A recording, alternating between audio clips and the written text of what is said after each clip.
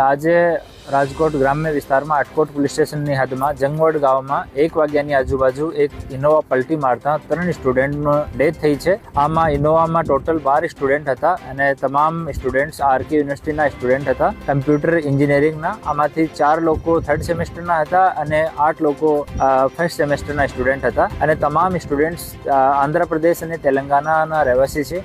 એમાંથી 3 સ્ટુડન્ટ્સ જેનું નામ મોતે હર્ષા, સૈયદ આફરીદ અને કોડાવટી નરેશ, આ 3ની દુર્ભાગ્યપૂર્ણ અકસ્માતમાં ડેથ થઈ ગઈ. આનો પોસ્ટમોર્ટમની પ્રક્રિયા સિવિલ હોસ્પિટલ રાજકોટ ખાતે ચાલુ છે અને 2 સ્ટુડન્ટ્સ સ્ટર્લિંગ હોસ્પિટલ રાજકોટમાં એડમિટ છે અને ફ્રેક્ચર થયેલો છે, આઉટ ઓફ ડેન્જર છે અને બાકી સ્ટુડન્ટ્સને નોર્મલ સારવાર કર્યા પછી રજા આપી દીધી અને અમે આટકોટ પોલીસ સ્ટેશનમાં FIR દર્જ કરી રહ્યા છીએ અને FSL की ટીમને અને RTO ને અહીંયા બોલાવવામાં આવે છે અને એક્સપર્ટ ઓપિનિયન લઈને એના પછી આગળ વધીશું. આરંભિક પૂછતાછમાં એવું જાણવા મળ્યું છે કે સ્ટુડન્ટ હોસ્ટેલમાં રહેતા હતા અને વાર્ડનથી પરમિશન લઈને અમરેલી અને દ્વારકા ફરવા માટે જતા હતા અને રાજકોટથી એ લોકો એક કાર, આ ઇનોવા કાર જે છે ભાડા ઉપર લીધી હતી.